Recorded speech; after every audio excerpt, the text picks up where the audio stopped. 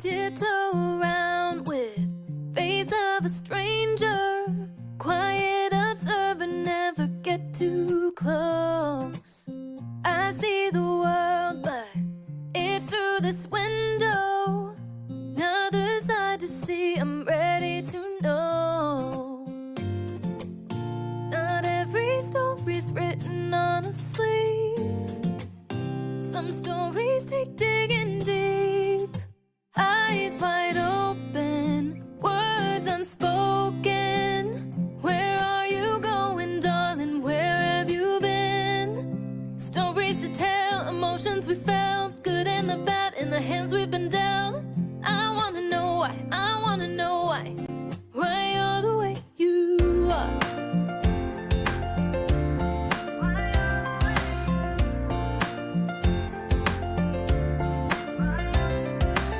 He's from the city, she's from the south.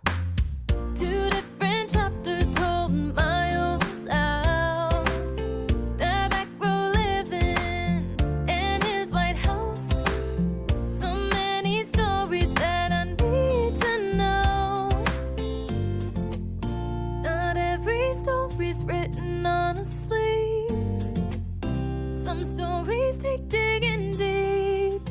Eyes wide open, words unspoken. Where are you going, darling? Where have you been?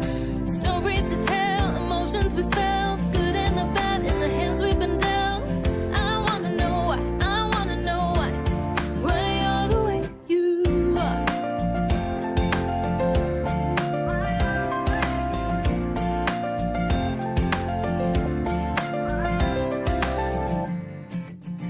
So many stories right in front of me. Some people climb to heights I've never seen. Too many falling down off their feet. These stories take digging deep. Eyes wide open, words unspoken. Where are you going, darling? Where have you been? Stories to tell, emotions we felt, good and the bad in the hands we've been dealt. I wanna know why, I wanna know why you're the way you are. Why you're the way you are.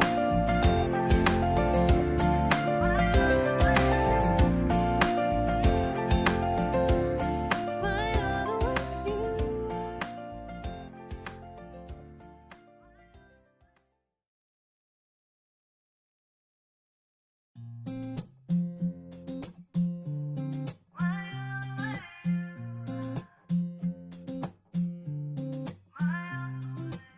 Tiptoe around with face of a stranger.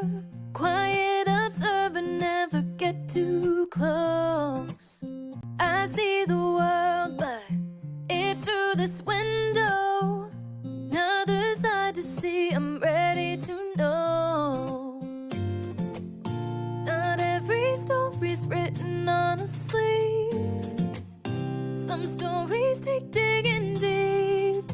Eyes wide open, words unspoken.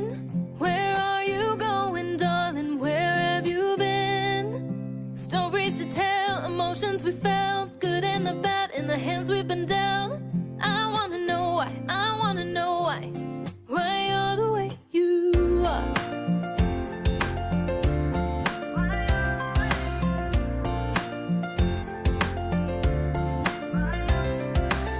He's from the city, she's from the south.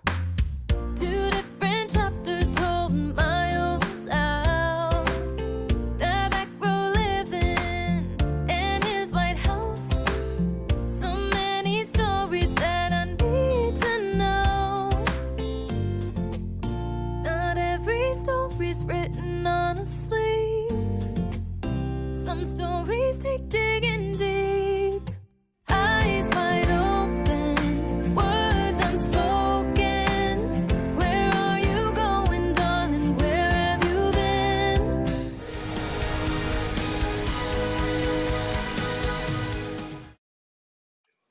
Ladies and gentlemen, welcome to Silverline Wednesday Night WHAM, hosted by Scott Wakefield. Hello, everyone. I'm Scott Wakefield. Thank you, Tim, for that great intro. It is Silverline's Wednesday WHAM, and I am here with a panel of experts. Tonight's topic is color and coloring. Full disclosure, this is a topic I know about that much about. I do a lot of words, so we're going to rely on the artists tonight, and I'm going to keep my yap shut for the most part. And let's just get started. We will go through our lineup here. I'll start so you can forget about me. My name's Scott Wakefield, as I said. I am the co-creator and co-writer of Steam Patriots. That is a title coming out soon from Silverline. I'm also helping with publicity for Silverline, and I am the host, your humble host, for our Wednesday night shows. Next, I've got Jeremy Kahn. Go ahead. Hey, Jeremy. Yeah, hello, everyone. I'm Jeremy. I'm doing the coloring work for Bloodline, which is currently being kickstarted at this very moment. Also, I am Future Comic. I'm be coloring Cray, which is basically a colorized version of a Gauntlet comic title that was put out in the 80s or 90s. Got now. 90s. Anyway, back then. A while ago. Wow. Oh. Okay, and first coloring lesson. This is yellow. That's good. All right. Thank you. In my lineup, I've got Dan next. Go ahead, Dan. Hey, I'm Dan Hosek. I'm working with Scott as the colorist and letterer for Steam Patriots. I worked at Marvel Comics in the mid-'90s as an assistant editor. I kind of did a self-published comic called File 13 around 2015 to 2017-ish. I'd like to get back into it. It was just one of those things where it was more of an expensive hobby than a gig that kind of came close to breaking even. So I had to put it on the back burner. But I'd like to get back into it now that I'm kind of getting a lot more into the comic fold again. Thank you, Dan. Tim, you're next. I am Tim TK. I am the associate editor at Silverline, which means I handle the online scheduling and just kind of whatever gets thrown my way. One such project being the production of the Wednesday night show. I'm the live producer, so I'll be talking to you all in chat. I am also currently writing another title, which is in marketing limbo. All right. Excellent. And Elena Morton, you are next. Hi, I'm Elena Morton. I'm a comic artist, current Cuber student, and comic colorist for a book at Silverline that's coming out pretty soon, White Devil. All right. Excellent. Alex. Hello, my name is Alex Gallimore. I'm the current penciler for Cat and Mouse, which you'll be seeing a page from tonight, as well as future projects to come at Silverline. All right. And finally, last but not least, Mr. C. Michael Lanning. Hey, I'm C. Michael Lanning. I'm a pencilist here at Silverline, currently working on a future project called The Rejects. All right, and we will, as we go along, later on, we'll tell you all how to find us and find our work. And we've got some other projects that aren't necessarily on Silverline, but we can make shameless promotional plugs for ourselves. And in tonight's episode, we will discuss all things color and coloring. We're going to discuss how coloring is done. We're going to discuss really what a color is. It colorer or colorist? Colorist. What a colorist does, and what goes into the thought process behind that, and then the actual process. And then we're going to also talk about the history and the evolution of colors in comic books and the nuts and bolts of it.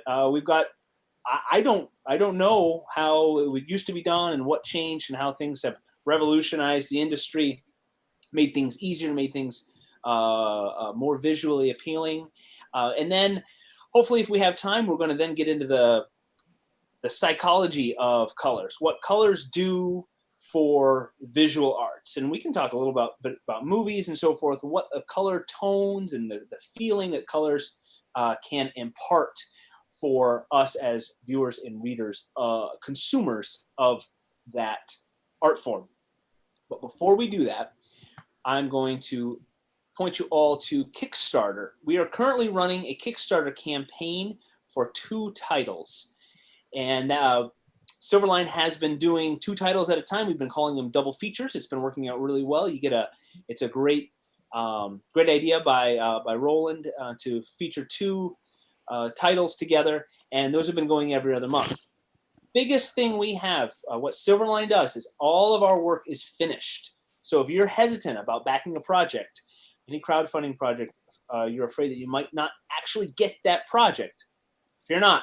Silverline's projects are done, and what you're really doing is pre-ordering a comic book. So when the campaign is over, they click print at Kablam, and within a few weeks of the campaign closure, you will get your comic books. And we are a small independent press, and what is really awesome is you become part of the Silverline family. We have our projects on Kickstarter, and we have a lot of cool bonuses down the line. Any crowdfunding campaign, you can always get the product, but then there's always more, and there's tons of original art. And I believe all of the original pencils, the pages are available in the Kickstarter campaign, well, except for the ones that are spoken for. So there's 9 days left in the campaign. Jump on over there and please support those comic books and the artists who created them. We've got 2 stories, Friar Rush and Bloodline. Bloodline is a one-shot, real gritty action-adventure story with a tough guy protagonist and a lot of guns and butt-kicking. So if you like an action story, that one's for you. And Friar Rush is a story about a Middle Ages defrocked man of the cloth who has made it to modern day New Orleans, and he is running amok in a nefarious way. And that story will continue in, I believe, 4 parts at least. That's the Friar Rush story. So it's kind of both of them have a supernatural element to them. And both of them are a little gritty, a little PG-13 with the blood and guts, and they're pretty cool. So take a look at those. We'd love for you to support them. Have I missed anything? I think so. Sounds good to me. All right. So let's get rolling. I'm going to ask, so we've got Alex or C. Michael, whoever speaks up first. Before coloring happens, so before any of that happens, the writer and the artist, generally the penciler, they have a meeting of minds and they say, the writer says, I want the story I want the panels to do this and say this. And through back and forth, the writer and the artist come up with what they want the page to look like. And they will draw some thumbnail sketches, real basic sketches. If you've seen anything like storyboarding for a movie, those sketches can be real raw or sometimes pretty detailed. And then when they decide on what they like, they do something like what Alex is doing. And Alex, I don't know if you can expand on what I just said, or see Michael. What were you alluding to? Once the thumbnail sketches are done, you have a piece of paper. I do. Some people do people pencil digitally? Is there digital penciling? For issue 2 of Cat and Mouse, most of it was penciled digitally on my end. But for issue 3, I've gone all traditional. So yeah, after you do your thumbnails, thank you. Then generally you just go from that to roughs. This is sort of like a rough, but since my printer is not working, I've been just using the thumbnails and just going straight onto the boards, and it's been working. And then from this point of view, like say this is like a finished panel, this one's a finished panel, then an inker would take that and define the lines and make it easier for a colorist to add in color and bring it full circle. So then, yeah, so pencils, then inks, and then yes, a colorist would take that art.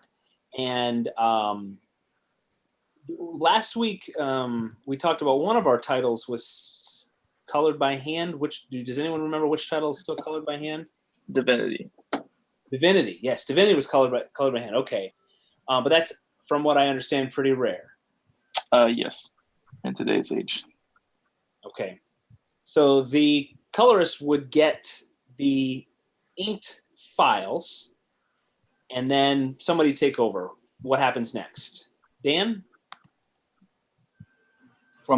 After you get the inked files, you just kind of set it up, make sure if I'm doing a page, I make sure it's to whatever specs the printer requires the page to be, to make sure.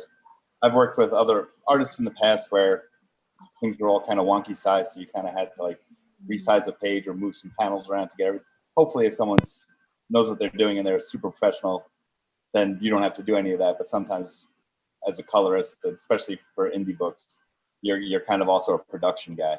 And then I think if you ask 10 different colorists, you're going to get 10 different answers of what their process is. I remember back when I was at Marvel real early on, they used to color specifically in channels because they didn't want to touch the black channel. They wanted that just to be the line art. And so your coloring, you wouldn't really mix any, you have your cyan, yellow, and magenta and black, which is K, in the printing process. And they didn't want you to touch the K channel. So all your coloring had to be in the other ones. But now that I think that's changed, but sometimes you can end up getting colors that are pretty dark if you add too much in the K channel. So, but when I set up I'll take the inked art and I'll make that its own layer, and I'll turn it into a multiply layer, and then underneath that, multiply layer in Photoshop just means that it's transparent. So anything that's white, anything under it will show through. That's all that means. And then I would flat colors in underneath on a layer below the line art, and then I would add a layer probably on top of that of shadowing, another layer for highlighting, and then special effects. I work with a lot of layers generally. If I screw something up, I don't screw it all up. So that's pretty much how I operate. But again, if you ask another colorist, they might have a completely different method that they use when they're coloring. So I'm going to ask around and see. Elena, is that how you color, or? It's pretty similar. I have, like, there's a very specific way we've been taught at Qbert where it's like everything kind of has to follow, but also different programs. I just color in Photoshop, so it's very, very similar to what Dan was saying.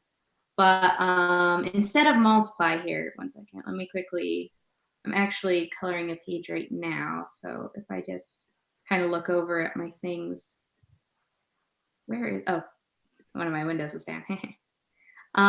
Instead of multiply, I go through and I separate the line art from the white by first I convert it to a grayscale file.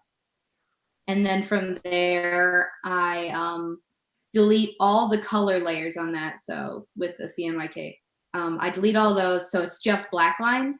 And then I bring that over. So it's just aligned with just the black, not the white. And then I have a layer underneath that that's called flats, but I don't do multiply really. But it's very similar, basically the same besides that little white. Yeah. Okay. Sorry. No, that's great. Yeah. Does anybody do anything different? Anybody have a method or a trick that they learned or they follow? Yep, I follow something similar to the Hi-Fi Colors guide, basically, where I actually have a script in Photoshop that's based off their script, where what it does is similar to what she was doing, where you separate it to the grayscale. After that, though, basically two different ways. If I'm working off a file I scanned in the original artwork, I don't go to. I actually use work with it in CYMK. That's like adjust the color levels and get as much as the because when coloring, you don't always get pure black because you get some blues and such. So you want to get some of that as far gone as you can. So I adjust the levels, saturation, brightness, and so forth, or use the curve tool. Maybe I try to get as much of the color gone as I can while keeping the original line work intact. Then I convert to grayscale, where then I try to make it 100% black or close to as possible. I then select that page I just fixed up, create a new layers channel. In the layers channel, in the channel layer. I go ahead and create a new one. From there, what I do, I'm trying to do something. Doing it. Yes, channel, create a new layer. You then copy and paste the image you just fixed up to that new layer in the channels. Basically, you're creating something called an alpha channel. And that's basically your black plate. Once that's set up, there's like a little option tool on the bottom left of the channel area. It's like a dotted circle. It says load channel as selection. What load channel as selection does is it selects everything but the black. So then you go ahead, go to the main channels, which is the CWAMK, to no longer on the black one. Then you invert the selection. Now the selection is only selecting the black line art. Everything that's not black is not selected. Then what you do is you just go ahead and use the fill tool on the new layer, and you basically now created a layer specifically just for the line art. And then you can color underneath there without having to worry about affecting the line art at all. And if you want to do color holes, you just use the lock transparency option to basically color over the line art and basically do color holes like that. So then coloring is it is way more complex than I had this mindset of like Microsoft Paint, where you take the little fill can and you drag over and you click and it fills a little spot, and if you goof up it fills the whole picture. You can kind of do that with some of the older comics, like the old Casper ones and so forth, because the line art is so clean and everything's enclosed. You can literally just go in and use the fill tool and you get the whole thing colored. Fill. Yeah, Okay. Flatting is kind of like that. Like just when you're laying in all your colors that are the basis for the art. So like if you're coloring Captain America, and you do like use solid colors as your foundation that you then add your shading and your highlights and everything into from there. So, but it is kind of like that. It's similar to that. Just fill, but that's kind of the boring part of coloring. Those are the longest part. Yeah, it's and that's for me, it's the least enjoyable. It's called flatting. That's the first step. Yep. You actually use people who work specifically as flatters, so you can take on more coloring projects at once. Basically, you give the pages to them; they'll flat the pages for you, and then you basically just work. All the work focus on is the rendering. Okay. So, is coloring now? I guess maybe on there's different aspects of it, but coloring now compared to, let's say, 70 years ago, is it easier now that you have these programs that you can make your own layers and change everything, or is it do you need a very special skill set combined with your artistic skill? Does that question make sense? Rather than being, I feel like an artist with either a pen or a paintbrush. Now you need to have that artistic skill plus everything Jeremy just said. With knowing have a script to automate the whole process. Yeah, is it easier now or just different? I'd say digital is far more convenient. Yeah. You don't have to have a whole setup of tools and like Dr. Martin's dyes, but I would say there's a lot more variety with modern coloring.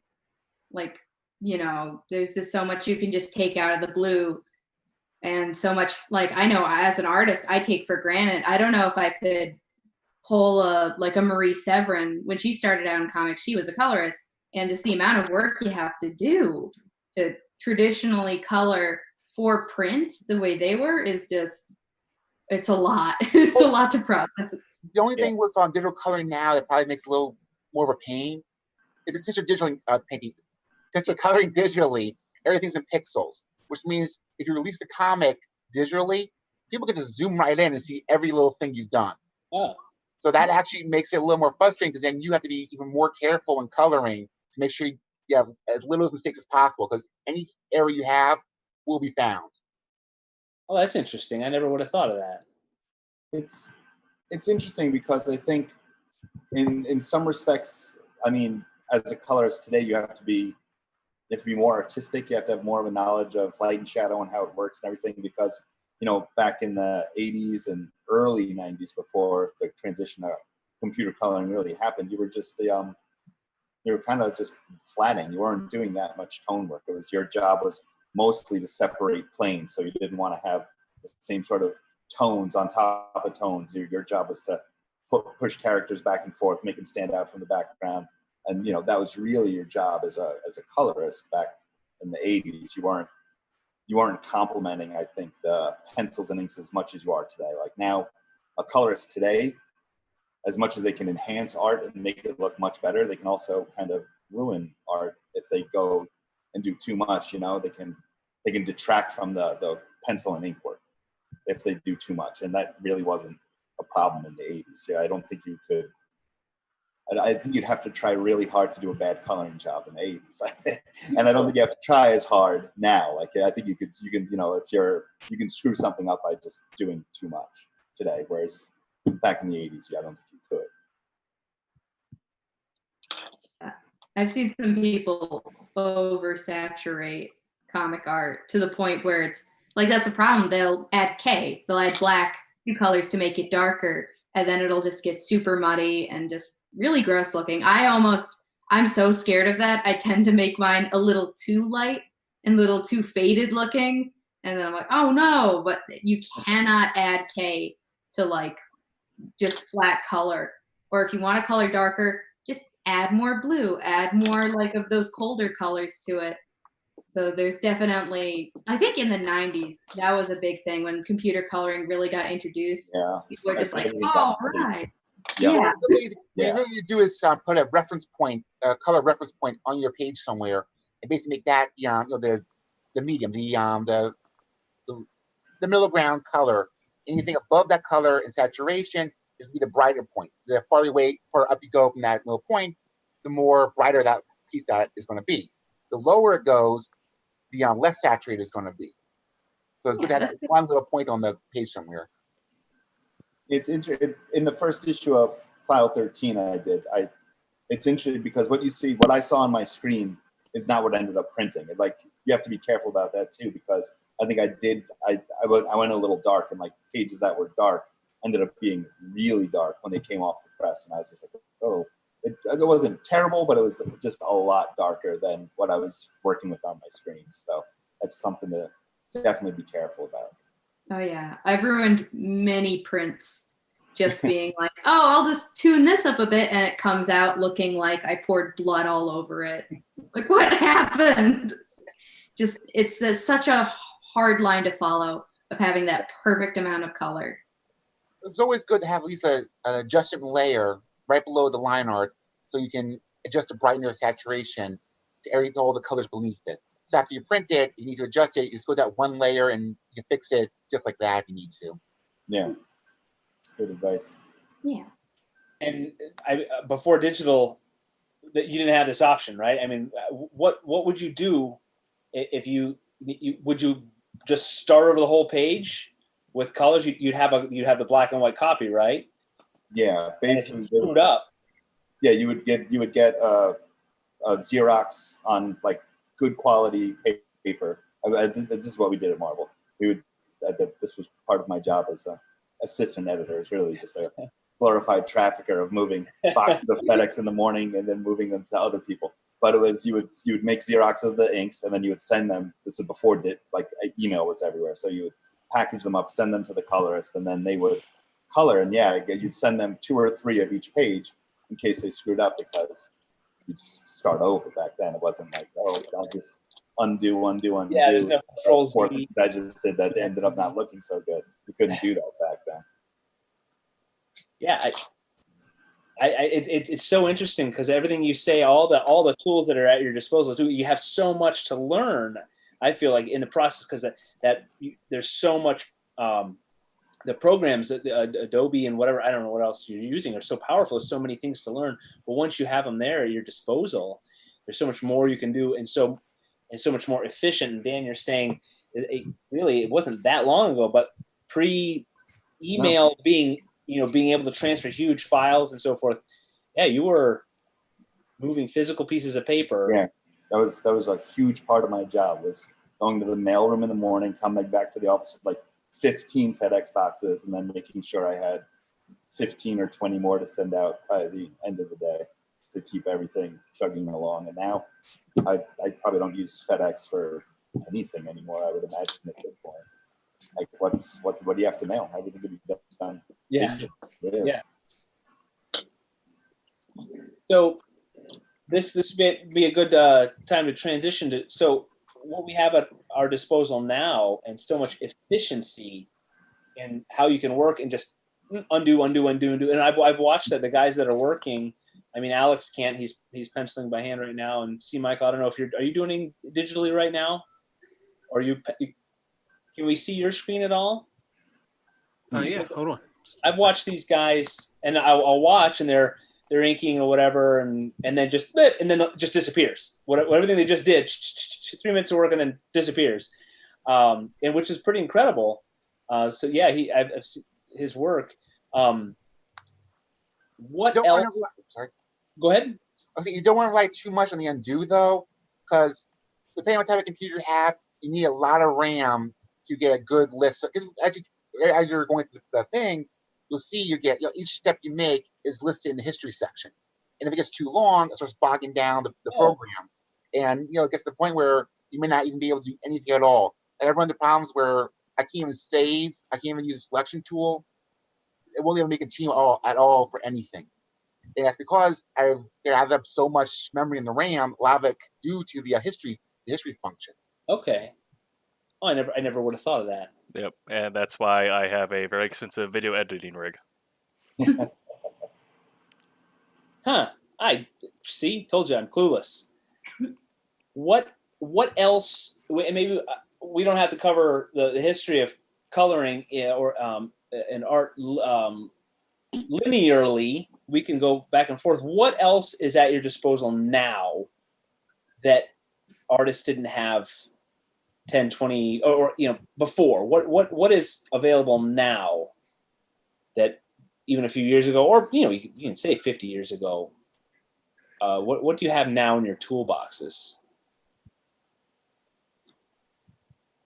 I mean, I think the biggest change is just how digital everything is. Everything, if you go back to the early 90s, people did color. It was weird because there was a time like in the 90s when there was colorists, and then there were color separators, they called them. But color separators were pretty much just coloring in Photoshop. So they would take the color guide that someone had done, with either markers or dyes, and then they would translate those into Photoshop. And because the color, there was such a pretty new technology that colorists didn't know how to do it. And then I guess over time, by the late 90s and early 2000s, it was like, if you were going to be a comic colorer, you had to know how to use a computer. And if you didn't, then you didn't. And it was weird that there was that step in between. I guess it was just because there was a transition time when people had to learn the program. So they had two separate people that were doing it. I think it was one of the reasons why Marvel acquired Malibu in 1994 or 5 or what it was because Malibu was at the cutting edge of like comic coloring with the computers, and they wanted that ability to do that. So if only we had somebody we could ask about that. I know, there's someone you yeah. have to ask about that would know much better than I would. So, but yeah, I think that's the biggest change is just the computer itself. I mean, I don't know. There's as a colorist. Now you have programs that basically color the page for you. You just put the image in and point. Basically, the idea is you have an image. You take little color marks, like you want the head to be blue, put a little dot of blue there. You want the clothes to be red, put a little dot of red there. And then you start the program, it'll automatically color the entire thing for you. And then you have to go in and just do a few minor adjustments, you're done. That's incredible. So modern colorists, do the old timers, back in my day, do you get any of that? Do you hear any of that at all? Back in my day, we had to color with charcoal and blood. 2 miles up and down hill both ways. I say I had the blood. Yeah. I don't have that much contact with any of the colorists I used to work with. There's a couple guys I could ask that I think most of them learned Photoshop, so they learned how to do it, the modern way. Otherwise, I think you just got left behind. There wasn't really any room to be a traditional colorist anymore because it was just one extra step that they didn't need to pay someone for, so. But I don't know if there's old grumpy people that used to color the old way. Do they teach? Does it, Elena? Do they teach that at all anymore? The old way. Like, we do have traditional coloring classes, but they're not for comics like directly. It would be like we learn how to paint, which would also, like, all the coloring fundamentals that we learn in that class we can apply to digital, but then we have a specific digital class. So it's really, I hate to say it, but coloring comics, if it's not like watercolor for like aesthetic effects, it's kind of a dead medium, which is awful a bit. I like traditional stuff, like I like traditional inking, but it's, I'm not on a typewriter. I yeah.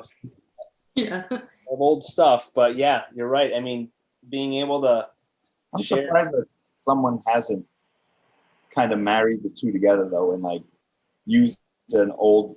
Because I figured like you could take if someone's a type penciler, right? You could take their type pencils and you could traditionally color it with markers or dyes or whatever, and then have the inked line work, and then just make that your black channel over your traditionally colored,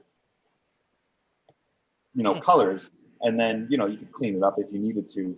But I always thought that would be there. There was a guy, Joe Rosas, in the 1990s who colored a bunch of stuff for us, and his color guides were amazing. They were like beautiful, and I always just wanted to like scan his color guides and put them in the comics because they were the color separators, who are pretty much the computer colors.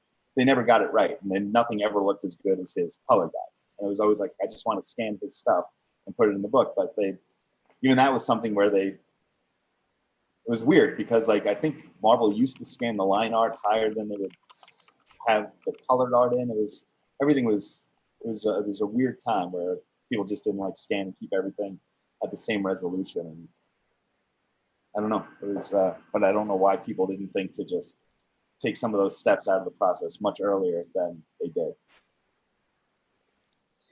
We got a question. Royal Airships in the YouTubes asks, has anyone ever seen an entirely monochromatic comic, not black and white, but within like the 30 Shades of Blue? Is it feasible, and would it be easier to color or more of a pain? I would say that I have seen one. Midtown Comics had a special of Champions not too long ago that was the 30 Shades of Blue, but I don't know what the colorists would feel about getting that assignment in their inbox.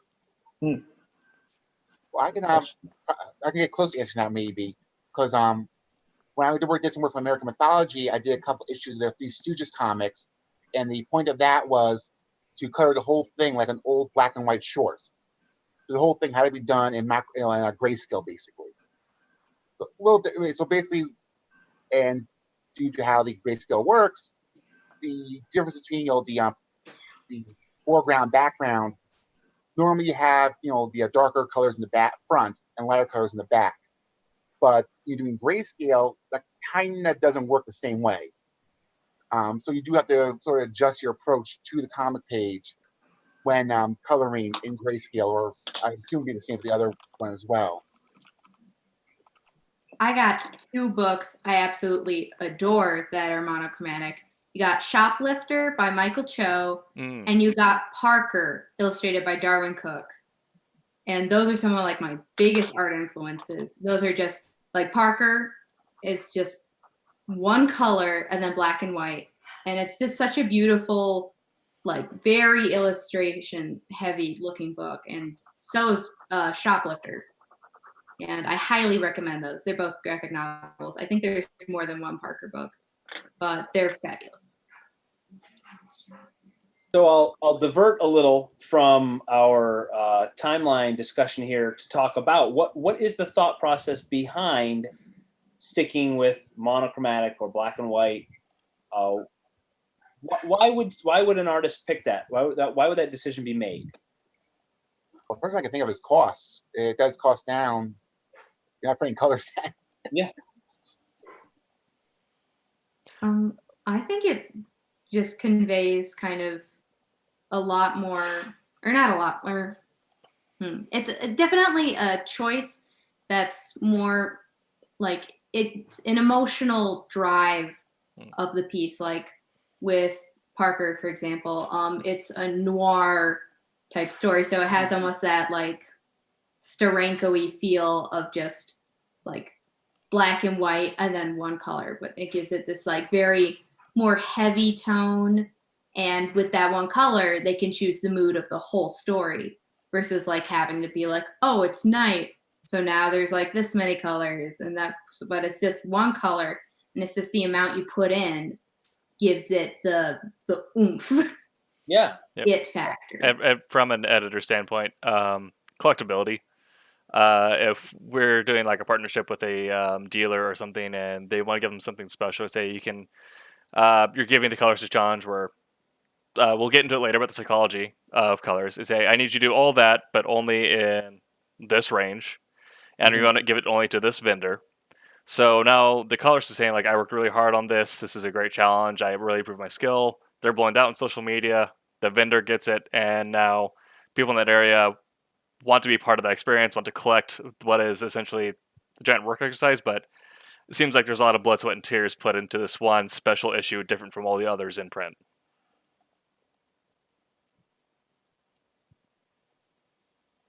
Any other thoughts?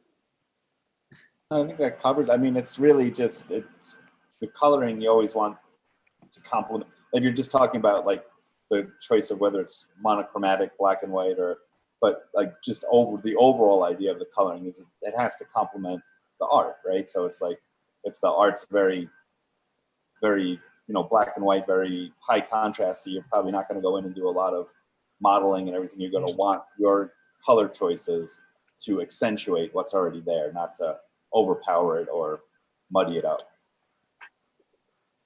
Yeah, I don't know. Does it fall into that less is more concept? You can say a lot more. And Elena, you were saying you limit your choices, and then when you do throw in something, it really stands out. If you use a billion colors, it's lost in the mix. But if you use just a handful, and then that one color is meaningful, it can be used for specific moments. I'm thinking of like Schindler's List, the girl with the brown coat, that she stood out. So the artistic idea is to be able to have the impact of something simple, something, and then in comics, Frank Miller kind of did that with the Sin City stuff. Yes. So that this is like a comic equivalent to Schindler's List. But yeah, it just has a lot of impact when you have that one color, especially in something that's black and white. Cool. Well, I hope that answered Rory's question there. Let's see. So back to chronology of comic book art. Back in the beginning, it was colored, and I gotta minimize my screen here. I'm sorry. I gotta click here. We had, if you guys aren't experts on the 1840s beginning of comic books, when did the dots? What is that called? Not Ben, or was it Ben Day? Yeah, that was later. There were dots before that. What was the name of that? Zipatone? No. If you don't know the answer, we can move on. I don't want us to sit here and. Well, I mean, that was just the color separation process, right? Where there was I described something from comicsbulletin.com that kind of explained it but I was trying to figure out how it used to be done. If you want, I can read. It's like 3 paragraphs or something. Like, take a second. Okay, it says, for the first 50 years or so of comic book history, the colors you saw were made up of 3 percentages of each of the 3 primary colors. So cyan, yellow, and magenta. A 25 dot, a 25% dot, a 50% dot, and 100% or solid color. Various combinations that could be made up, the various combinations that could be made added up to a palette of 64 colors, though many of them, especially among the darker colors, were indistinguishable and were rarely used. The black and white artwork, originally drawn at twice the printed size, was shrunk down and reduced and printed on sheets of clear acetate. 9 copies were made of each page, 1 for each of the 3 percentages of the colors. And then, a colorist would then put down the percentages. So skin tone was 25% magenta, 25% yellow. And then you would color in the 25% one and you color in the 25 yellow one. And it's remarkable what it was the job of the separator to interpret the color guides created by the colorist, breaking down the colors of the page into the components of red, yellow, and blue. So where a colorist would color Green Lantern using green, he would mark down that it was 100% yellow and 100% blue, and then the separators would do all that work. And it was just like, I remember reading somewhere that it was just rooms full of people, but mostly women, that would do all of the color separations. I don't know why they were mostly women. I knew a guy that did it in the late 80s, but before everything started to go digital. And Roy pointed it out, and I went to the Google machine. But those dots, Scott, are Ben Day dots, invented in honor of Benjamin Henry Day.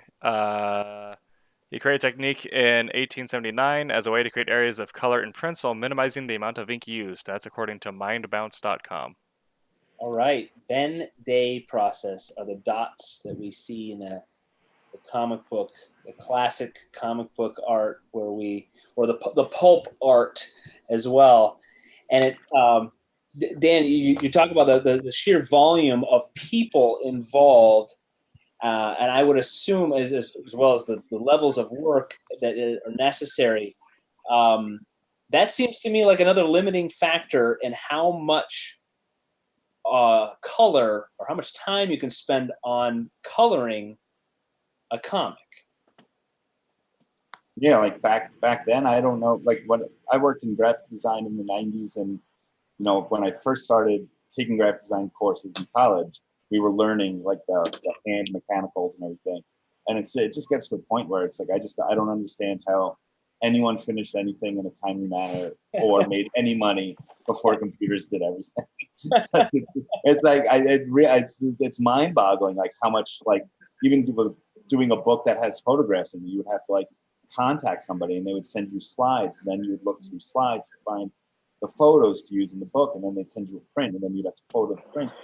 It's insane. It's I don't know. Like I said, I don't know how anyone did anything in a timely manner and made any money doing anything before computers came along. It's just crazy. And so it seems like we keep coming back to, like, I feel like, as with anything, computers are the quantum leap in our lives. The modern era is like everything pre-computers, and then computers, everyone's lives changed. It seems like it was really almost the same process from the 1800s and till when? The 80s, right, Jeremy? Yep. And what did you find? You were saying IBM created, what was their program or?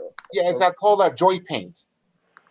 Basically, it was a program developed by IBM, and the interface is actually a joystick. And this is like basically over a decade before Photoshop, back in the early 1980s. I don't think it was for comic, but I know that it was done for like freehand drawing and coloring. And I know some of it actually used stuff similar like AutoCAD's used today for industrial blueprints and such. Mm. So I mean, from then up through the 80s, it was all the Ben Day dots and layers and layers of what's the paper? Acetate. Acetate. Yeah, and then I guess they would take each acetate piece and then shoot it through a screen, which would create the proper amount of dots that would have to go on to the final plate eventually, which was used for printing. So 25% magenta, I guess, would have 25% as many dots as a full magenta would. And it's, yeah. So, and I know there was a process, I remember when I was in school again, that you could shoot like a piece of art with a special camera that would, first you'd filter out the cyan, the yellow, the magenta, and would shoot black. Then you'd filter out the black, and you just, so you could shoot like a full color piece of art and get it into its, 4 component colors that make it up. But I don't know why maybe it was a too expensive a process to do with a color guide for a comic book or something. I'm not sure why that process wouldn't have been used. I don't know why having a bunch of people paint on 9 different pieces of acetate would have been a more cost-effective way to do things. But maybe using the camera was very expensive or something. But I don't know. They must have done it for some. Like I was thinking back to like for the Dark Knight, the first Dark Knight in 1986 with Lynn Varley's colors. That must have been shot because that wasn't done with color separations. You can see, how painterly that is, and you can see her brush strokes and everything in that. So that must have been shot in a different. Probably for those prestige books, they took the production values a little higher than what they used to do. I would think. I'm not sure if anyone knows. So would that be would that process you're talking about? Would that be a choice based on economics or ease of production, or was that an artistic choice? I would think it was probably an economics decision. Like back then, they were just trying to make comics, and then for the printing, they obviously didn't care that much about. They were printing them on newsprint, So I don't think they cared too much about the quality of how everything looked once it was finally printed out, really, until you get to when the people start doing more prestige artistic sort of comics. I guess that started probably, I don't know, probably in the 80s, right? I'm trying to think of what would be a good like threshold for when comics kind of went. I remember in the 80s, DC had their whole comics aren't just for kids campaign in like 84, 5, 6 when Watchmen came out and Dark Knight. So maybe that's kind of when people started paying more attention to production value and looking at them more as pieces of art instead of like just disposable entertainment. So there's other things you can do now. So the thing that comes to mind, like with a more modern, and I say modern, I mean really since digital and later, certain effects you can do. Like if you wanted a sunburst effect in old comics, you would draw, and it would be lines, and it would be I guess it sounds silly, but a more traditional comic book effect. But now you can do those crazy effects where it looks like light and real reflections, and I don't know the terms for it, so I'm exposing my ignorance here. Well, they do have there's a couple ways to go about it. The first way, obviously, is the gradient tool. But another way to go about it is Photoshop is also used for photographs, and so we actually do have a photo burst mode as well as a lens flare mode in Photoshop. So you actually add a lens flare to the page if you wanted to. Sure. And is that common practice? Again, it depends whoever working on it, I guess. Okay. Lens flares were common practice in the 90s for sure. People used a lot, probably too much, but because it was new. It was new, yeah. It was but I remember the lens flares coming up in a lot of things in the 90s. Not just comic art, but just like any sort of ads or any place where you could add a lens flare. You did. Kind of like when GIFs first showed up and people would put them all over their GeoCities websites and stuff. I'm afraid to comment on this. I actually added a lens flare to one of the crate pages I was doing. Am I really aging myself right now? Am I like showing like what a you're so old. I am from a different age. So old. What's the the current trend in colors. Elena, you're hip and cool and with it. Yeah, I was born in 2000. So modern comics, a big thing that I use a lot, and I know a lot of modern artists are doing, are knockouts. So that's another layer over the ink layer that has color. So then instead of like having just a black line, you could have like a reddish black line.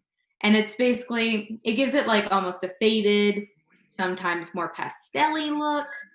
There's just so many textures you can add nowadays. Like if you want sand texture, you can just look up an image of sand and just plop it right down. It's sand. I think it's starting to adjust. It's starting to calm down since the 90s. Because I wasn't alive in the 90s, but I have a lot of comics from the 90s. You've heard of them. You've heard of the 90s. I'm a collector. It's crazy. But yeah. It was wild, but I'm thinking it's definitely calming down. But people are also making it almost look photorealistic. Yeah. And some people with that will even just like take a picture from a background and make it blurry and put that as the background, which I think is horrible. Yeah. I think those people are cheaters and they need to stop. But yeah, there's a lot more like little ways people are trying to make like their lives easier while still making the artwork look good and very photorealistic, which can be good, but sometimes it's like it's art and you need to keep it art. Yeah. Don't try to, if it was a pictures, just take pictures and put them in a comic. But yeah, I don't know if that explained anything except for my hatred of right. Dan's comment, I loved it, about the early days of designing your own web page when you'd have the dancing Jesus and the hamsters and the flames and the. Yeah. You want to know what that's like? Look up the Space Jam website, still up there. So Yeah. I think like that's the problem. It's like all of it when you realize because you can do something doesn't mean you should do something. Exactly. Yes. And I think that's a hard impulse to control sometimes. When all of a sudden you have all these cool new things you can do, and it's like you want to do all of them, but you have to like pump the brakes a little bit. Again, except for the guy who did Jesus riding the dinosaurs, this miniseries, he should absolutely continue that. We need more of that. Yes. I know one of the big things right now is since you have iPads and in your phones, you can still technically color and draw while on the go. Mm-hmm. I know plenty of artists still do that. Yeah. Yeah. Tommy says he takes his tablet to conventions and you can put it up on this big screen, let everybody see exactly what you're doing. It's really cool. And you're just taking a tablet, right? And use it. Is there a stylus? Yeah, you get stylus for it. You get styluses that are basically shaped like paintbrushes if you want. That's cool.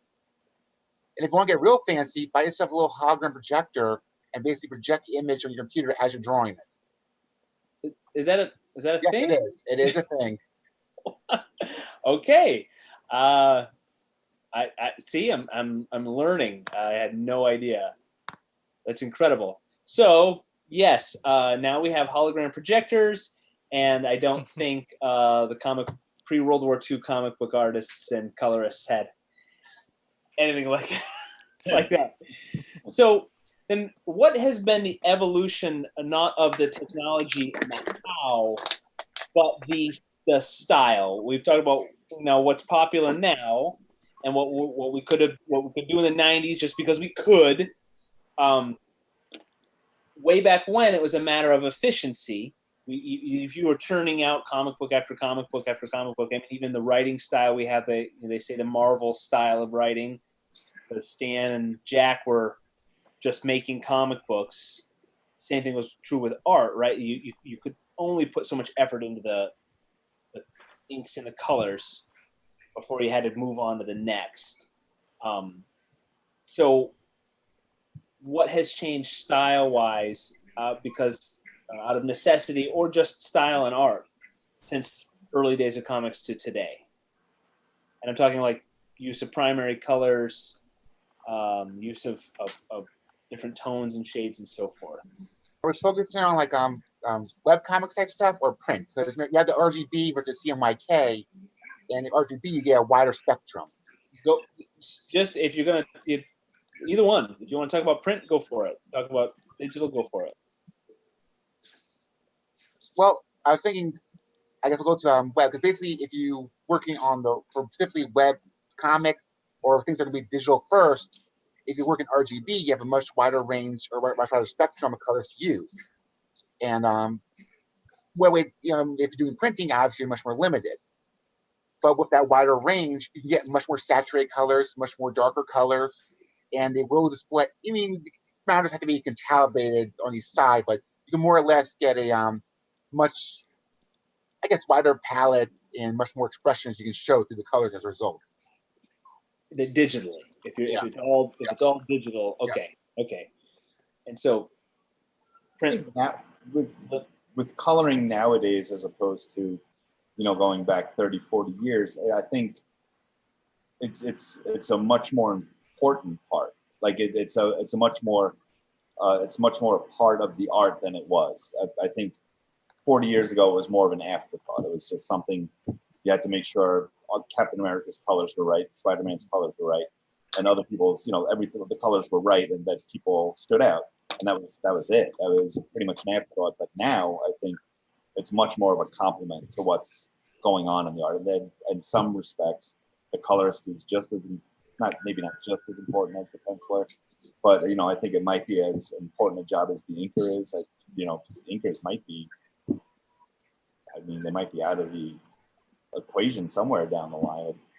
People start going all digital and just kind of sad. I love inking, and I used to like inking other people's work, but that could be a job that's on the chopping block at some point, just because it's might not be necessary. But the colorist has become much more important to what the finished art looks like. It has much more impact on what the finished piece ends up being, I think, than it's used, much more than it used to, for sure.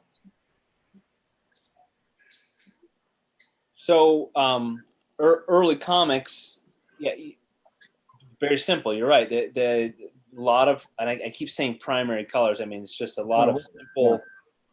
Captain America's blue, Daredevil's red, yellow, then red, and Iron Man's gray for a while, and then yellow for a while. Very simple. You're right. It seems like, it's the last thing that needs to be done. We need to just get the color on there, and now there's so much more that can be done, and you have to have that artistic eye, and to know with the shading and reflections and all of that. It's a lot. You have to be able to interpret what the penciler and the inker have done about like where reflecting light might be coming from, where you want to add dramatic lighting, or because some of them put a lot of thought and time into where the shadows are lying, and if you color something to where it doesn't quite work, it's not gonna. You can mess the whole thing up, really. Ruin the mood of a page with coloring, or you can make something that's okay, great. On the opposite end of the spectrum, a colorist can really elevate mediocre work to a higher level, or they can take great work and bring it down to a lower level. Whereas I think that was not close to it. Anyone could have colored a comic probably 40 years ago. Really, I'm not sorry. Colorists have. I hope no one from coloring comics from 40 years ago is listening. Don't get mad at me. And there was occasional rush jobs at Marvel where if you had artistic talent and you could take a couple pages home with you and color them, you would do that and bring them in, and you would. So it was like, it wasn't like, I don't think it's to the level where it is now. Like, I don't know if today they would just let you color like Ron Garney's art just because they need to get a book out tomorrow or something. I don't think that would happen now. But Spider-Man Adventures in 1995, that's different. Crank that out overnight. So what are some good examples of coloring, if you have any. I know it might be, that's kind of for me, that's kind of a obscure kind of question to think of a specific title.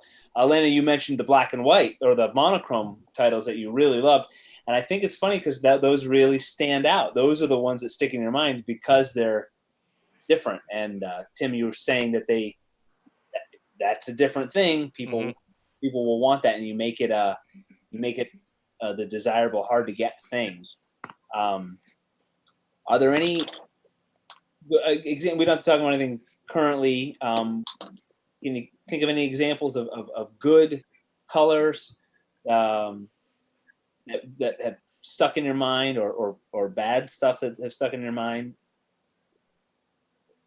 From currently, or just from any time? Any time is fine.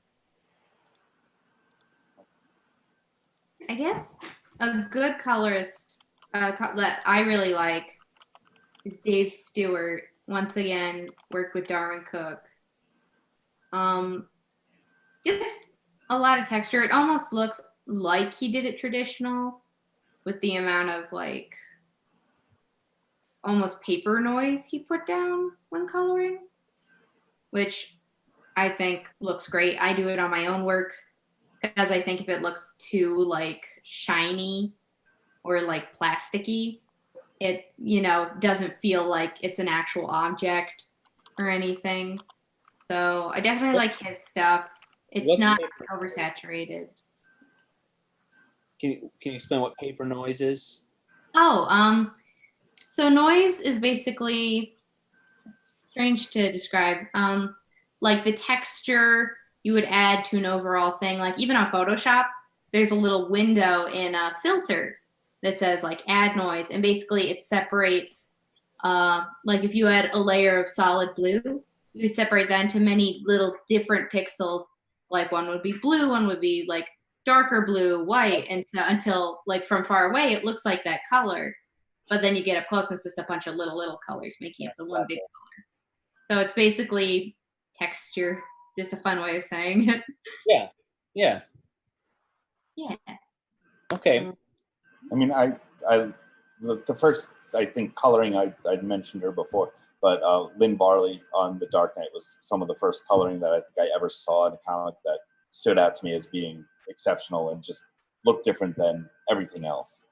The modern, and also of the same era, John Higgins on Watchmen was great. That was more traditional comic coloring, but his color palette that he used was really very interesting and cool. And modern guy Matt Hollingsworth, I really like a lot coloring now. I think his stuff is pretty awesome. He's pretty, I wouldn't say he's understated, but he doesn't oversaturate. Like his stuff works really well, and I like to look at his coloring a lot. So sorry, my cat is at the door. I have to quickly. Do what you got to do. Jeremy, what thought when you got the projects? And so tell everybody what you're working on again right now for Silverline. Well, right now I'm working on the one that's being kickstarted, Bloodline. I'm also working on, in the future, I'm working on pages for Cray. Okay. So when you get these projects and you look at the inked art, what goes through your mind? What's the process you take to... Go ahead. Well, one of the first things I try to do is figure out similar comics or, animation or movies, whatever, that are in the same type of genre or have the same type of storytelling style. Then I basically collect a bunch of reference images or screenshots from those specific mediums, and either I try to source colors from them or try to create a color palette around them. I mean, a very easy way to do this is, like when I was doing when I started working on the Cray stuff, I got a bunch of Conan the Barbarian ones, Hercules, a bunch of those old fancy, magic and might fancy stuff. Yeah. I got those images, and then in Photoshop, you take the image into Photoshop, you go to image, you go to mode, and then basically you change it to, I think it's the bitmap mode. Bitmap mode.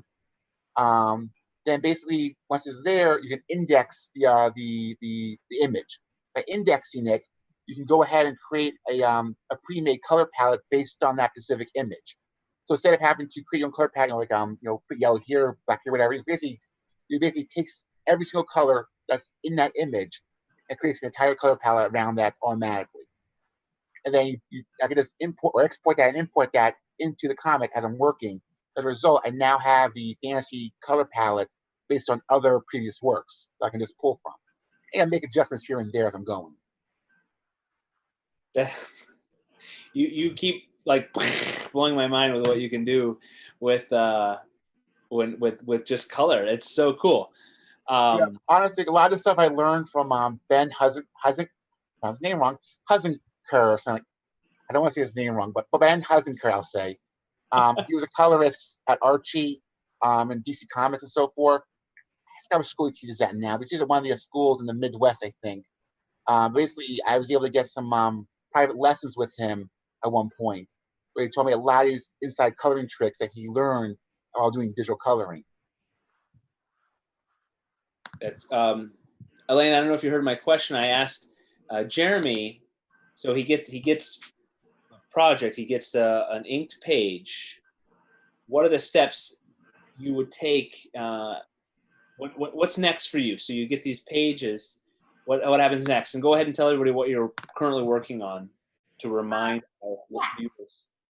So I'm currently working on a new book that's going to come out really soon. I'm almost done with it. White Devil. It's kind of like albino Conan the Barbarian. It's the best way I think I can describe it. It's fun. I guess when I first get the pages, I go through, I make sure it's all like nothing's askew or too crazy. If I have any questions, I'll email editors, artists, whatnot. And then I go in and I separate the line art from the white. So it's, I'm able to flat the comic. And then I flat it. I flat the comic. And then above that, I do a layer of shadow, which I tend to go with like blue, purple, like those darker, colder colors. Unless the image is closer, then I try to go with warmer colors in the shadows because that'll bring it closer. Because things that are cold colors go farther back because atmospheric perspective, and then warmer colors stay up front. And then after that, I go over and I do highlight, which is another layer.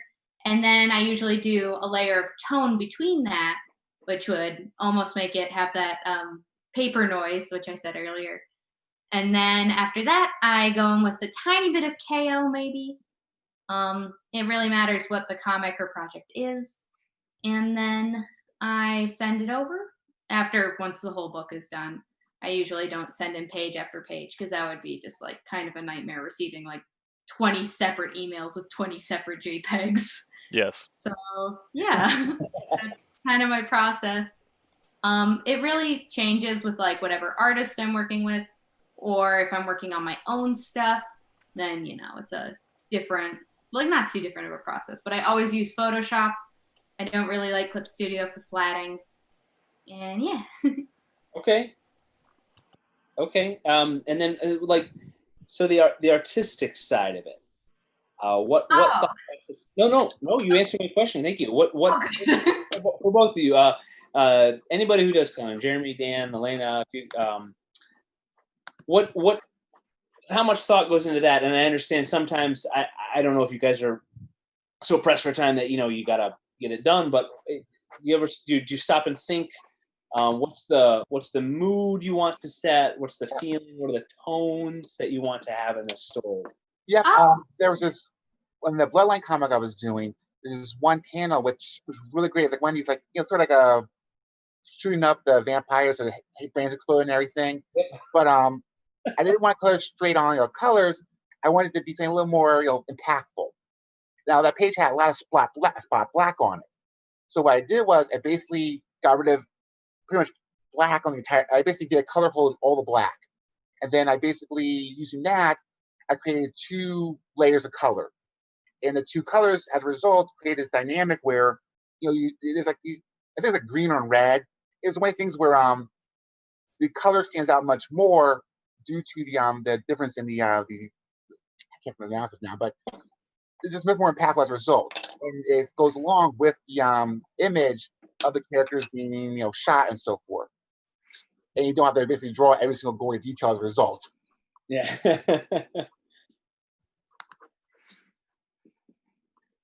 Oh, Elena, did you have anything you can say? If anybody Yes. no, nothing to add. Shut up, Scott. Next topic. If you No. My process, I usually tend to it really matters what the tone or the environment they're in, and I usually base the entire color palette, clothing, skin tone, everything off of that. So if it's like a nighttime scene, but if it's in a city, I might have more blues, but oranges as well, like to think about street lights. And I'm always thinking about complementary colors, what will look good, what will be too harsh. It's a balance. It's yeah. And always keeping in mind not to oversaturate. So it's a movie reference, and I apologize. I know we're talking comic books, but has everybody seen Oh Brother, Where Art Thou? I love that movie. Good. That is, I think that's done in post production, and I don't know, but that movie has that tan washed out hue to the whole thing, and that gives it a feeling, a tone of that Depression Dust Bowl kind of depressed South in the 1930s, and I think it's really cool. So when you see like behind the scenes of a movie like that where they don't have that effect, it doesn't look right. Well, in Photoshop, if you go to the saturation area, there's actually a drop-down menu. We can change the colors on a page or certain where we select to sepia, to like an old washed-out photograph, and it'll automatically create that type of mood for you if you need it. Yeah, and I think it's to great effect if it's not overused. Dan and I have been talking about how the colors for Steam Patriots are going to look, and it takes place the end of the 1700s, the Revolutionary War, and we haven't settled on it. I don't know. I'm going to defer to Dan, but we talked about how we want the red of a British military coat to stand out, or we want the blue of George Washington's coat to stand out. And so we may have more muted colors throughout the story where certain things will stand out. And then the effect of there's going to be a little bit of the hero, Felix, he can remember things really well, but he has to recall it. And so we want to have a difference in color for when he's using his superpower. And then when he's flashbacks too, you have another treatment that it's obvious what is happening in the present and what's not. Yeah.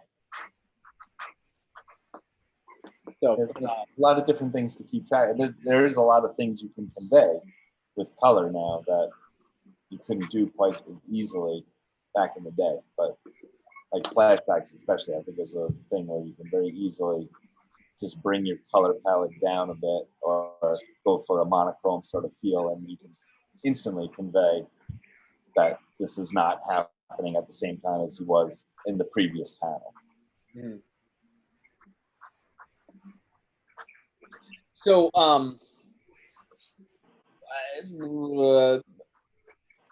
sorry, I'm reading my notes here. What do the colors, what can they convey? And so the most apparent thing would be like the heroes versus villains, and a certain color. And is there psychology behind that, or is that just because they decided? So there is. What's that? There is yellow. Yellow's actually color basically reserved for heroes. Purple is for villains. Purple has poisonous, poison and stuff like that. Bad omens for purple. Yellow, bright, happy. You obviously don't want your villain to be bright and happy. That's kind of contradictory. Right. Yeah, I think if you look at the early Marvel comics, a vast majority of the villains are purple and green, kind of Hulk's colors too, which is, what does that say about the Hulk? But like Doctor Doom is green, the Green Goblin is green and purple, Kang is green and purple. There's like just a whole slew of villains. If you start looking at them, you notice that there's a very similar color palette to most of them. And Jeremy was nice enough to send me a psychology chart which matches the colors to their different emotions or what they do for the reader. So I have that pulled up on stream now. You got that up there? Cool, because I found a link on just a quick psychologytoday.com. Green's linked to more creative thinking. This is not comic books related, but it's just the psychology of it. Red, of course, it's a more attractive color. It's strength. And then like passion, like even just like food and strength. Violet is a sophistication. Purple, yellow. Yellow is interesting because I got another list here that puts a lot of sidekicks as using yellow. But I guess Wolverine, he used yellow, right? And he has yellow and blue initially, right? Yellow and blue. Like the brownish costume. I don't know what he's wearing there. Blue is trustworthy, trustworthiness. And I think blue is the most popular favorite color, other than maybe red. Those two are very popular as favorite colors. So blue and red going together.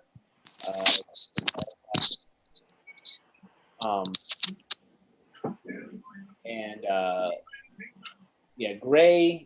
Gray is either a wise mentor. Or on the other side of it, maybe silver as a rich villain, a wealthy villain who'd be wearing a gray suit or something like that. So there's a lot of psychology that goes into the color. Then that goes back to like our conversation for the previous episodes where we talk about characters. You're telling a lot instantly. Instantly, the reader, the audience knows something. But what about heroes that wear black? That's for you guys. Are most of those are most of the heroes who are black? Were not the vigilante ones, but more of the that term. Not like the like the suit thing. More like an anti-hero, or yes, that's what I meant. Yeah. A reluctant hero. Yeah. Well, I mean, what's interesting about that is like it can convey a lot. It can foreshadow, or it can like in Star Wars, in Return of the Jedi, when Luke shows up wearing black, it conveys a lot, and it kind of foreshadows the conflict he's going to have with the dark side later on. And in the first movie, he was all in white. It's just kind of like a transition from being the naive young, hero on his journey to someone that's confronting something very dark and dangerous that could consume him.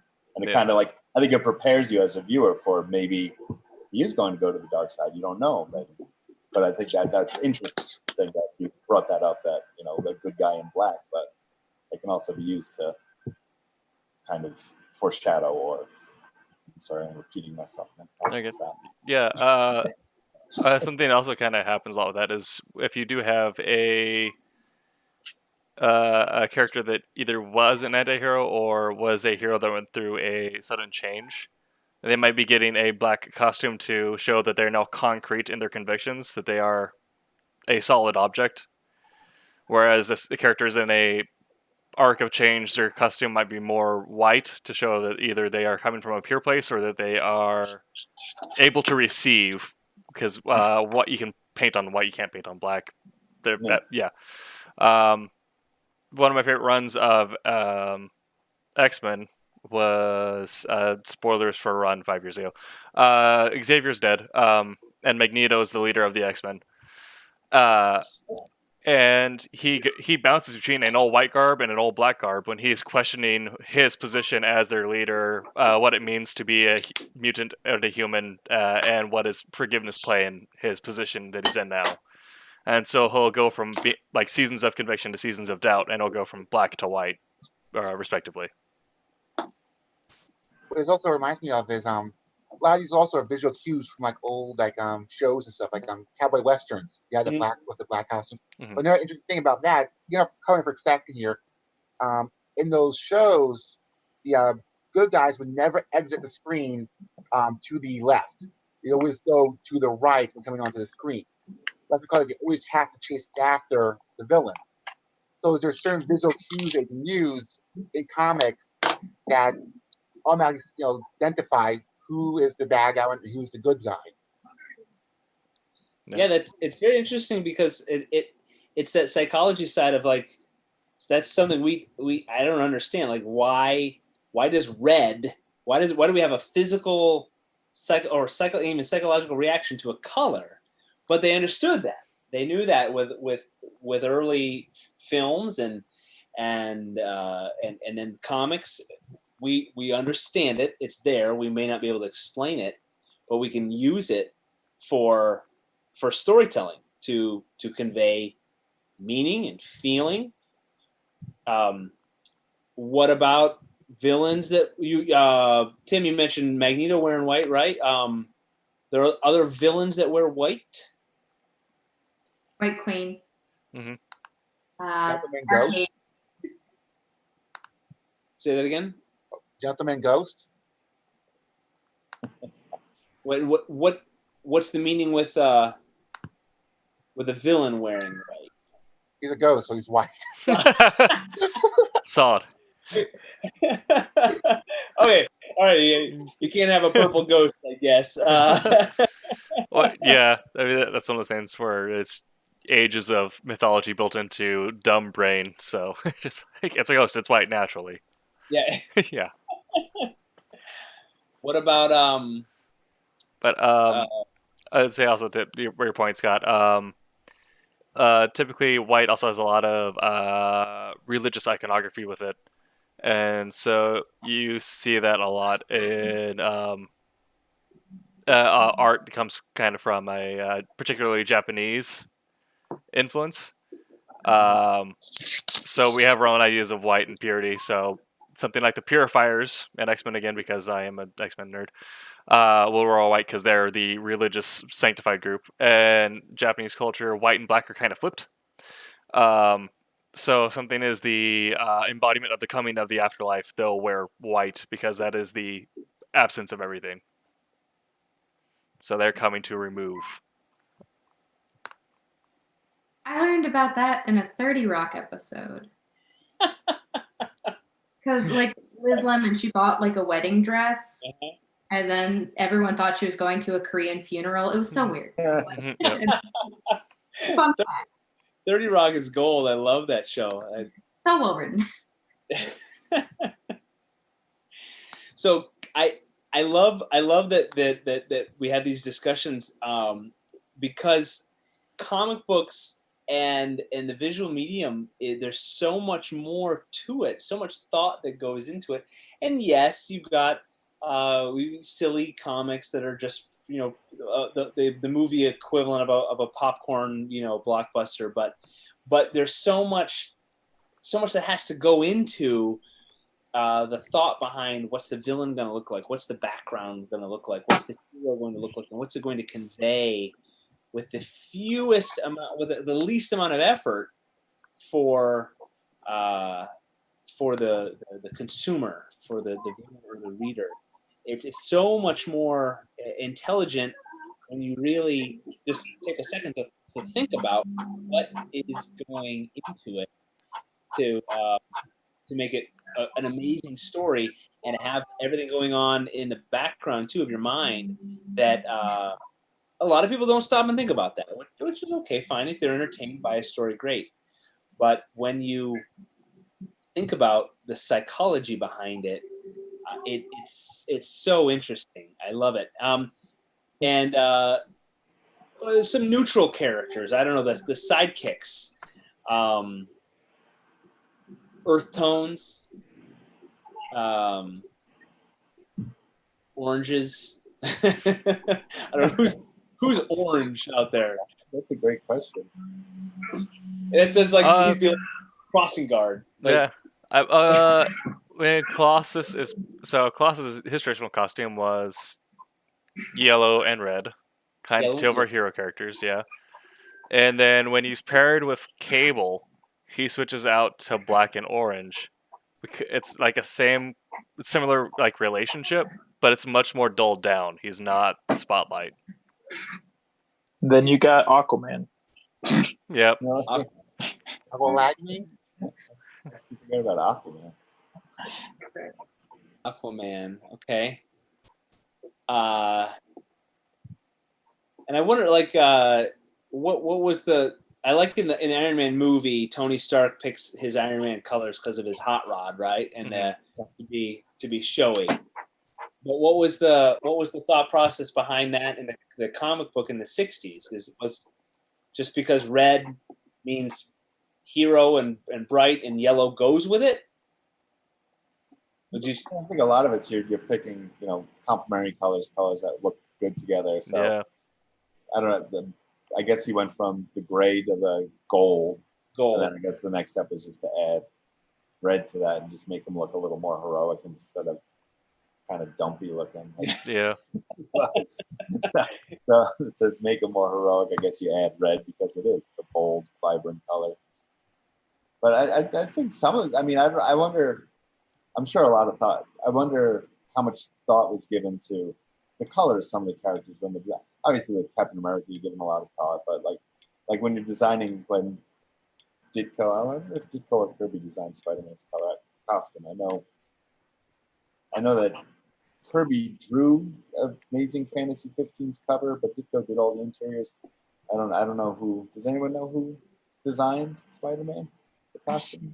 I bet it was Steve Ditko. Yeah, I think it would be too.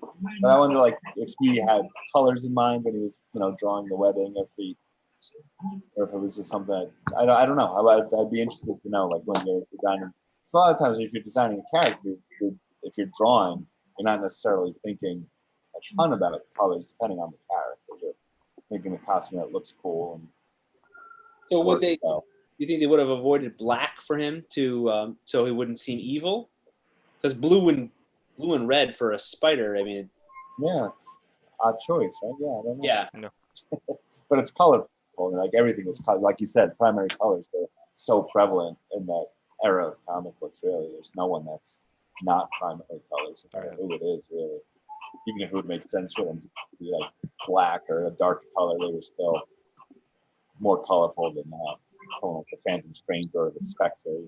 Spectre's like green and white, and he's wearing green underwear. It's kind of weird.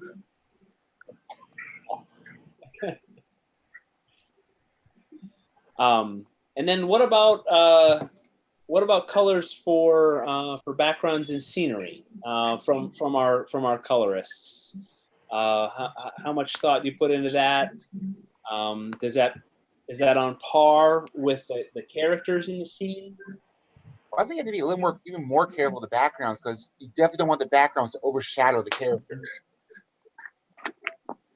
It has to be dulled down, but it also can't be like too crazy down, or else your characters are just going to stand out too much.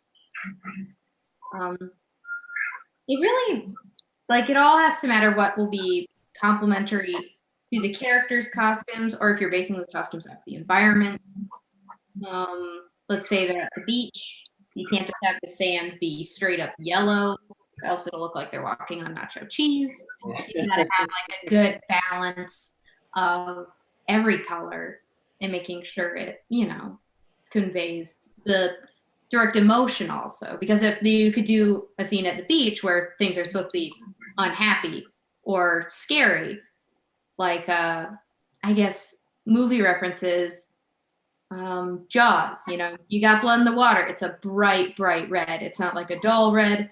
It shows, there is violence happening. And so that also has to be shown in the environment. There's so many bright colors on that beach scene, but not a lot of calmness in the colors. So it's important to have the background colors match the emotion and match the story as well. Also, this is for the artist side, not the color side, but when creating the page, depending on the type of character you're using, you want to be very careful of how the character is placed on the page.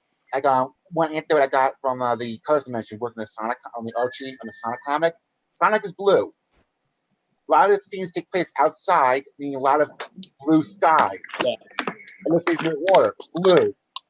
So trying to color a blue character when the entire environment is blue is very annoying. So you have to be careful when laying out a page that if your character happens to have these colors which are found in the environment, you want to at least place them in a spot where there's something blocking them in the environment, like a middle area there. Yeah, that's an excellent point. I like that. Yeah. So I'm gonna go back to the psychology here. This is sent to me on a text from my handsomer brother Stephen, the handsomer Wakefield child. He got the the color psychology of Disney characters. It's interesting. Strength, energy, and determination. You have Jafar, Gaston in red.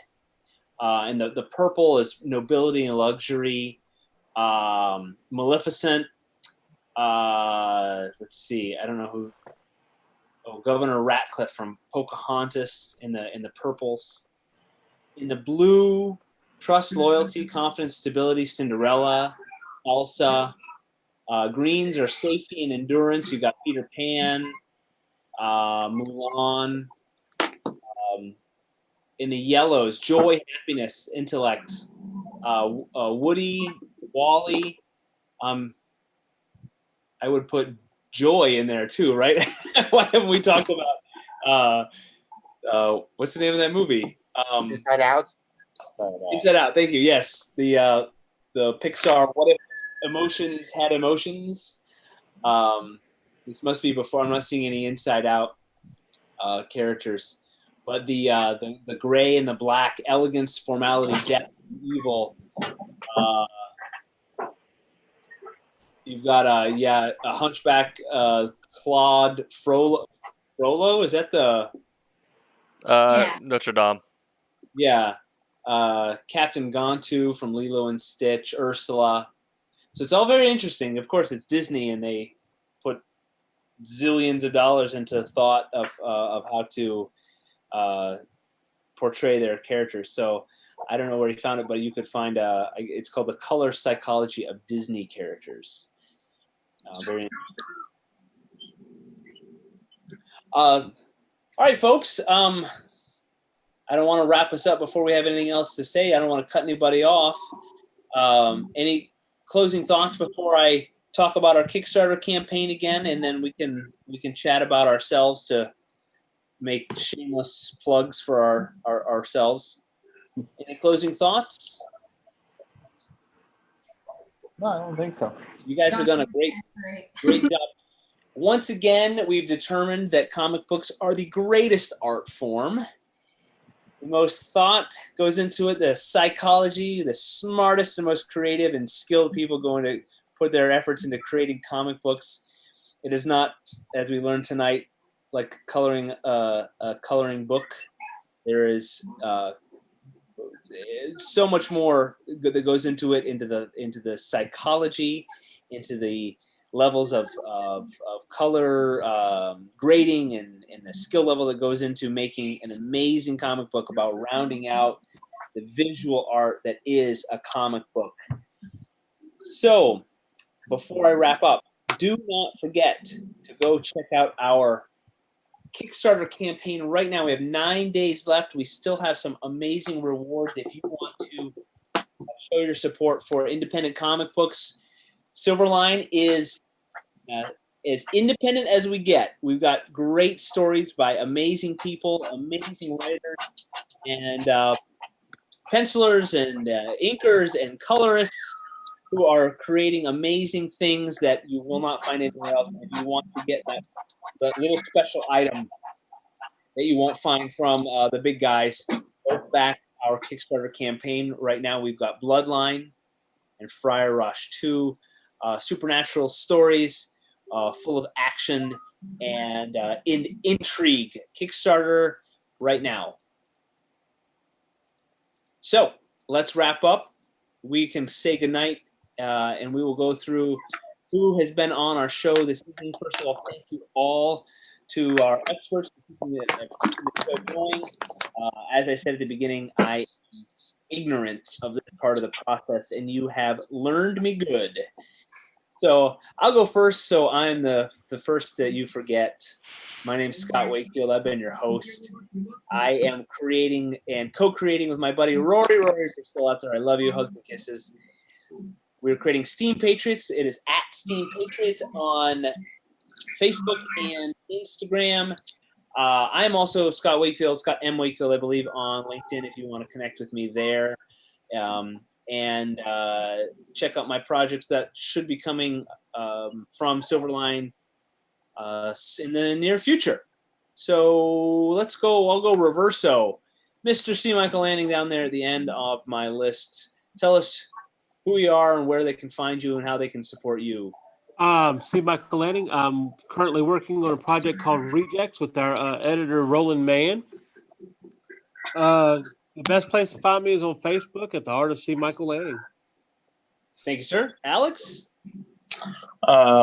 My name is Alex Gallimore. You can pretty much find me on all different social medias by just typing my name in, Alex Gallimore.